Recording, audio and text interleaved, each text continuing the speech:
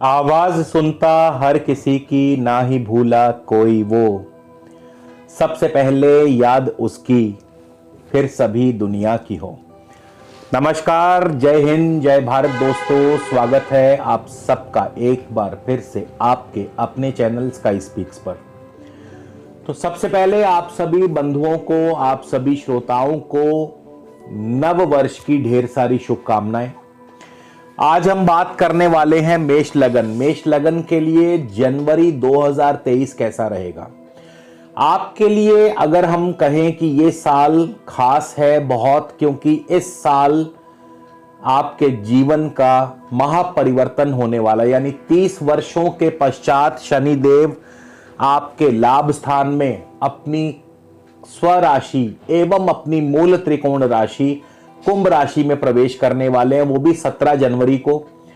और ये महापरिवर्तन आपके जीवन में क्या क्या लेकर के आया है, तो आज का ये वीडियो बहुत खास, बहुत विशेष होने वाला है। कहीं भी जाइएगा मत दोस्तों, वीडियो को शुरू से लेके अंत तक जरूर देखिएगा। और अगर आपने अब तक हमारे चैनल को सब्सक्राइब नहीं किया तो कृपया हमारे चैनल को सब्सक्राइब कर लीजिए, ताकि जब भी हम कोई नया वीडियो अपलोड करें तो आप तक पहुंचे सबसे पहले। इसके अलावा यदि आप मुझसे किसी भी प्रकार का निजी ज्योतिषीय परामर्श लेना चाहते हैं दोस्तों, तो स्क्रीन पर या वीडियो के डिस्क्रिप्शन में आपको मेरी कांटेक्ट डिटेल्स मिल जाएंगी। आप मुझसे ऑफिस टाइमिंग्स में संपर्क कर सकते हैं, शुल्क लागू रहेंगे। तो चलिए सबसे पहले जानते हैं ग्रहों की चाल। राहु आपके लगन भाव में है। और हाँ, एक बात याद रखिए, ये जो आज का इस महीने का जो ये मेष का जो गोचर फल है, ये आपकी लगन राशि पर आधारित है, यानी जिनका भी जन्म समय मेष लगन में हुआ उनके लिए है। तो कृपया केवल और केवल इसे अपनी लगन राशि से देखिएगा, अपनी सन साइन चंद्र राशि या नाम राशि से इसे देखने की गलती मत करिएगा।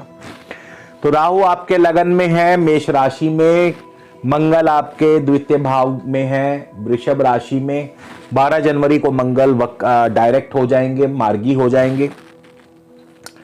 केतु आपके सप्तम भाव तुला राशि, सूर्य बुध आपके नवम भाव धनु राशि। सूर्य 14 जनवरी को चले जाएंगे दशम भाव में मकर राशि में। शुक्र और शनि भी इस महीने के आरंभ में आपके दशम भाव में होंगे। शनि 17 जनवरी को और शुक्र 22 जनवरी को चले जाएंगे आपके लाभ स्थान में कुंभ राशि में। बृहस्पति आपके 12वें भाव में है, बृहस्पति अपनी स्वराशि मीन में है।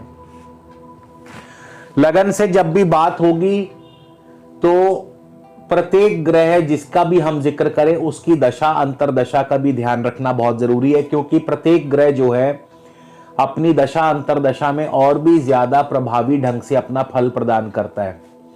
तो चलिए सबसे पहले हम शुरुआत करते हैं मंगल से, यानी जिनको भी इस समय मेष लगन वालों को मंगल की ही महादशा अंतरदशा या प्रत्यंतर दशा चल रही है। मंगल आपके लिए कैसा और क्या फल देने वाले हैं।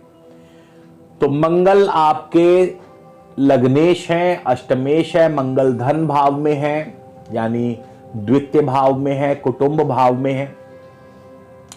मंगल के द्वितीय भाव में वृषभ राशि में आने से कुटुंब में, परिवार में किसी बात को लेकर के अनबन, चिंता, परेशानी, कलह, तकरार चलती रहेगी।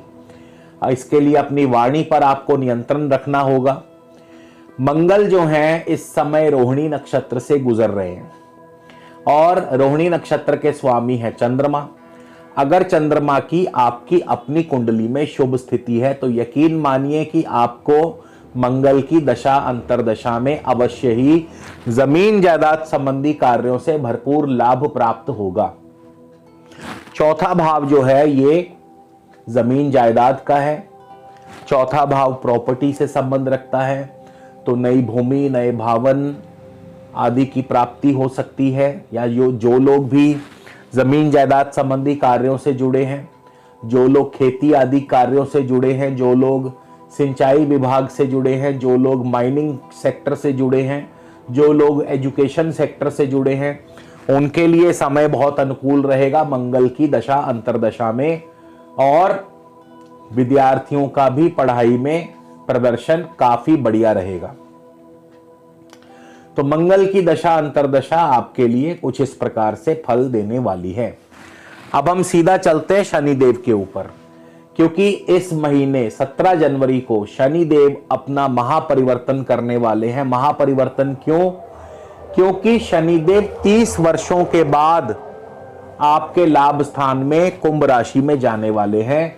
शनिदेव जो हैं पूरी राशियों का एक चक्र 30 वर्षों में पूरा करते हैं, यानी आज से ठीक 30 वर्ष पहले शनिदेव कुंभ राशि में थे और अब फिर 30 वर्षों के पश्चात कुंभ राशि में ही जाने वाले, जो कि शनि की अपनी मूल त्रिकोण राशि है और शनि की सबसे प्रिय राशि भी है। मेष लगन से कुंभ राशि लाभ स्थान में है और लाभ स्थान में शनि निश्चित तौर पर हर कार्य में, क्योंकि दशमेश है शनि, राज्य भाव के स्वामी हैं, राजेश शनि का लाभ स्थान में जाना नौकरी कारोबार में तरक्की, प्रमोशन, इसके अलावा प्रत्येक कार्य में सफलता, लाभ, शनि से संबंधित जितने भी कार्य हैं, लोहा लकड़ी तेल चमड़ा, इन सब से लाभ होगा। और शनि बैठे हैं इस समय धनिष्ठा नक्षत्र में, जिसके स्वामी है मंगल। मंगल आपके लग्नेश हैं, अष्टमेश हैं, और मंगल इस समय धन भाव में बैठे हैं। लग्नेश और अष्टमेश मंगल धन भाव में, शनि स्वयं लाभ स्थान में, यानी आपको धन प्राप्त होगा कहां से? गुप्त मार्गों से, क्योंकि अष्टम भाव गुप्त धन को दर्शाता है, अष्टम भाव मृत धन को दर्शाता है, अष्टम भाव पैतृक धन को दर्शाता है, अष्टम भाव इंश्योरेंस वाले क्लेम को दर्शाता है। तो क्योंकि शनि लाभ स्थान में है और शनि धनिष्ठा नक्षत्र में है, धनिष्ठा नक्षत्र के स्वामी मंगल जो हैं लगन और अष्टम के स्वामी होकर धन भाव में, तो पैतृक धन, गुप्त धन, इन सब इस प्रकार के धन की प्राप्ति के बहुत प्रबल चांस हैं। साथ ही साथ मान सम्मान तो बढ़ेगा ही, पद प्रतिष्ठा भी बढ़ेगी, नौकरी में कारोबार में तरक्की भी होगी। तो शनि की दशा अंतर्दशा भी आपके लिए बहुत शुभ फल।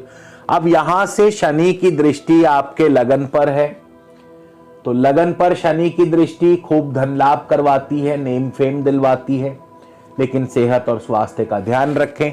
पंचम भाव पर शनि और मंगल दोनों की ज्वाइंट दृष्टि है, तो पंचम भाव यानी संतान का है, संतान संबंधी चिंता परेशानी, गर्भवती महिलाएं ध्यान रखें। और पंचम भाव जो है ये शेयर मार्केट का है, लॉन्ग टर्म इन्वेस्टमेंट से फायदा।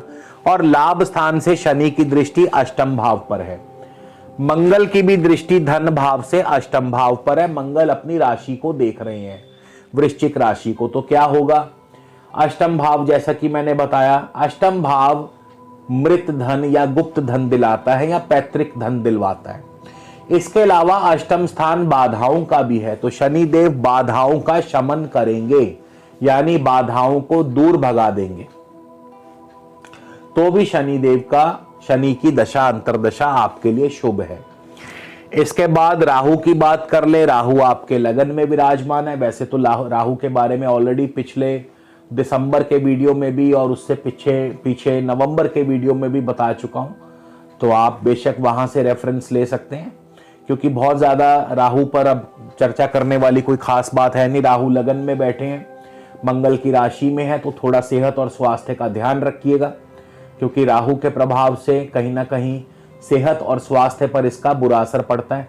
लेकिन राहु क्योंकि भरणी नक्षत्र में है, तो धन लाभ भी दिलवाते रहेंगे, नौकरी कारोबार में तरक्की भी दिलवाते रहेंगे, और राहु आपके वैवाहिक कार्य भी संपन्न करवा सकते हैं।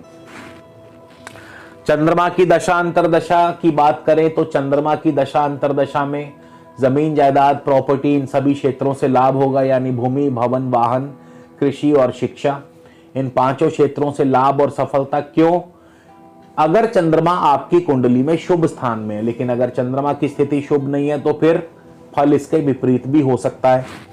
केतु की दशा अंतर्दशा, केतु सप्तम भाव में बैठे, राहु के नक्षत्र में है, स्वाति नक्षत्र में है, तो केतु भी काफी हद तक राहु जैसा ही फल प्रदान करेंगे। सप्तम भाव में है, धनेश और सप्तमेश शुक्र की राशि में है, तो धन वृद्धि भी करते हैं, मांगलिक कार्य भी संपन्न होंगे, वैवाहिक कार्य संपन्न होंगे। राहु के नक्षत्र में है, मान सम्मान भी बढ़ाते हैं। लेकिन राहु प्रथम भाव में कई बार अगर आपकी कुंडली में राहु या केतु की पोजीशन बढ़िया नहीं है तो आपके नाम पर धब्बा भी लग सकता है, यानी अपयश भी करवा सकते हैं। तो बहुत कुछ डिपेंड करता है कि राहु और केतु की आपकी कुंडली में क्या स्थिति है। इसी तरह सूर्य की बात कर लें कि सूर्य की दशा अंतरदशा आपको कैसा और क्या फल देने वाली है। तो मेष लगन में जिनको भी सूर्य की दशा चल रही है, पंचमेश सूर्य बैठे नवम भाव में, भाग्य की वृद्धि करते हैं, पिता पक्ष की तरक्की करते हैं, पिता की उन्नति व प्रगति करवाते हैं और साथ ही साथ संतान प्राप्ति में भी सहयोग करते हैं, संतान सुख की प्राप्ति करवाते हैं, संतान की भी तरक्की प्रगति में सहायक है। सूर्य जो है 1 जनवरी को पूर्वाषाढ़ा यानी शुक्र के नक्षत्र में होंगे, खूब धन लाभ होगा, व्यापार अच्छा चलेगा। 11 जनवरी को सूर्य स्वयं उत्तराषाढ़ा अपने नक्षत्र में होंगे, नौकरी में दिक्कत परेशानी पैदा करेंगे। और इसके अलावा संतान की तरफ से शुभ समाचार, 24 जनवरी को सूर्यदेव चले जाएंगे श्रवण नक्षत्र में, चंद्रमा का नक्षत्र है, तो जमीन जायदाद संबंधी कार्यों से लाभ होगा और विद्यार्थियों का मन पढ़ाई में अच्छा लगेगा। इसके बाद बुध की बात कर लें, बुध की दशा अंतरदशा कैसा फल देगी। तृतीयेश और षष्ठेश बुध बैठे नवम भाव में और बुध जो है 1 जनवरी को उत्तराषाढ़ा सूर्य के नक्षत्र में होंगे, तो नौकरी में दिक्कतें। और 4 जनवरी को बुध होंगे पूर्वाषाढ़ा शुक्र के नक्षत्र में। बुध अभी वक्री भी चल रहे हैं। शुक्र के नक्षत्र में बुध धन लाभ करवाते हैं और कहीं ना कहीं आपको कारोबार में भी अच्छी स्थिति पैदा करते हैं। 18 जनवरी को बुध जो है मार्गी हो जाएंगे।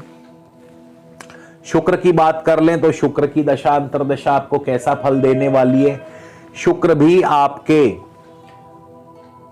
दशम भाव में है। 1 जनवरी को शुक्र भी उत्तराषाढ़ा यानी सूर्य के नक्षत्र में होंगे, नौकरी में आपके लिए दिक्कत पैदा करते हैं। 6 जनवरी को शुक्र चले जाएंगे श्रवण नक्षत्र में, पारिवारिक सुख, परिवार में सुख समृद्धि, जमीन जायदाद संबंधी कार्यों से लाभ। 17 जनवरी को शुक्र चले जाएंगे धनिष्ठा यानी मंगल के नक्षत्र में। मंगल मान सम्मान भी बढ़ाते हैं और मंगल से आपको धन लाभ भी होगा। और 27 को चले जाएंगे शुक्र शतभिषा यानी राहु के नक्षत्र में, तो राहु कहीं ना कहीं सेहत और स्वास्थ्य पर प्रतिकूल प्रभाव डालते हैं। इसी तरह बृहस्पति की बात कर लें तो बृहस्पति आपको कैसा और क्या फल देने वाले हैं। अब बृहस्पति जो है आपके 12वें भाव में है। नवमेश और द्वादशेश बृहस्पति का 12वें भाव में जाना विदेशी यात्रा, विदेशों में सेटलमेंट आदि करवा सकता है, लंबी दूरी की यात्राएं करवाते हैं। और बृहस्पति जो है इस समय उत्तरा भाद्रपद यानी शनि के नक्षत्र में है।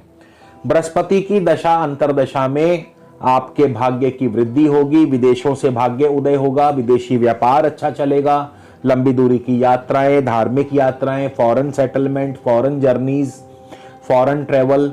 इसके अलावा शनि के नक्षत्र में है मान सम्मान, नौकरी, कारोबार में तरक्की, promotion, name fame, income gains and success, और मित्रों से भी भरपूर धन लाभ होता रहेगा। यानी बृहस्पति की दशा अंतरदशा आपके लिए बहुत ही ज्यादा शुभ फल प्रदान करने वाली है। तो ये तो था मेष लगन के लिए जनवरी 2023। अभी आपको मेष लगन वालों को क्या उपाय करने चाहिए। एक तो आपको इस समय केतु का उपाय अत्यंत जरूरी है, क्योंकि केतु आपके सप्तम भाव में कहीं ना कहीं आपके राहु के नक्षत्र में, तो आपके स्वास्थ्य पर प्रतिकूल प्रभाव डालते हैं। तो ऐसे में राहु और केतु दोनों का जो कॉमन उपाय बनता है वो है आप गायों को, गौ माता को चारा आदि डालते रहें। ये राहु और केतु का कॉमन उपाय है। जब भी राहु केतु परेशान करें तो गौ माता की सेवा से ये दोनों ठीक हो जाते हैं, क्योंकि राहु और केतु दोनों मिल जाएं तो शुक्र बन जाता है। तो राहु और केतु के कॉमन उपाय में शुक्र यानी गौ माता की सेवा अवश्य करनी चाहिए। और इस समय आपकी कुंडली में गुरु और शनि दोनों की पोजीशन सबसे ज्यादा स्ट्रांग है, सबसे ज्यादा बढ़िया है, और सबसे ज्यादा शुभ फल भी आपको गुरु और शनि ही देने वाले हैं। लेकिन किसी कारणवश देखिए, मैंने बहुत से कमेंट्स पढ़े हैं, हमें कमेंट्स आते हैं कि सर हमें तो ऐसे कोई फल नहीं मिल रहे हैं। तो हो सकता है कि आपकी अपनी कुंडली में गुरु की पोजीशन या शनि की पोजीशन ज्यादा स्ट्रांग ना हो सकता है कि उनकी पोजीशन कमजोर हो। तो ऐसे में गुरु और शनि का बल वृद्धि होना बहुत जरूरी है, और किसी भी ग्रह का बल वृद्धि करने के लिए उसका रत्न धारण करना ही सबसे श्रेयस्कर रहता है। इसे आप रत्न थेरेपी या कलर थेरेपी भी कह सकते हैं। तो बृहस्पति को बलवान करने के लिए आप पुखराज धारण कर सकते हैं, शनिदेव को बलवान करने के लिए आप नीलम धारण कर सकते हैं। नो मैटर, अभी बहुत से लोग कहेंगे कि मेष लगन है, मेष लगन में शनि का कैसे रत्न धारण होगा। देखिए, एक बात हमेशा याद रखिए, एक तो वो जो पुराना जो सिस्टम चला आ रहा था कि सिर्फ लग्नेश, पंचमेश और नवमेश का ही रत्न धारण करना है और किसी का रत्न धारण किया ही नहीं जा सकता, तो ये बिल्कुल गलत धारणा है। रत्न हमेशा धारण किया जाता है आपकी नीड, आपकी रिक्वायरमेंट के हिसाब से। अगर आपको तरक्की चाहिए, सफलता चाहिए, अगर आपकी रिक्वायरमेंट इस समय तरक्की और सफलता पाने की है, तो फिर आप दशमेश, लाभेश और भाग्येश का रत्न धारण कीजिए ना। कैसे नहीं तरक्की मिलेगी आपको। तो भाग्येश आपके बृहस्पति हैं, दशमेश आपके शनि हैं, और इन दोनों के मेल से राजयोग बनता है। नवमेश और दशमेश यानी भाग्येश और राजेश के योग से राजयोग बनता है। तो आप इन दोनों का कंबाइन रत्न भी धारण कर सकते हैं, जो कि है पीतांबरी, पीत जमा अंबर। तो पीतांबरी जो रत्न है ये गुरु और शनि दोनों का कंबाइन रत्न है, तो आप पीतांबरी भी धारण कर सकते हैं। और आपको 100% जेन्युइन और सर्टिफाइड रत्न प्राप्त करने हैं तो आप हमसे संपर्क कर सकते हैं। आपको 100% जेन्युइन और सर्टिफाइड रत्न हमारे यहां से मिल सकते हैं। तो इसी के साथ दोस्तों आपसे विदा लेता हूं। अगले वीडियो में आपसे फिर मुलाकात होगी दोस्तों। तब तक के लिए नमस्कार, जय हिंद, जय भारत।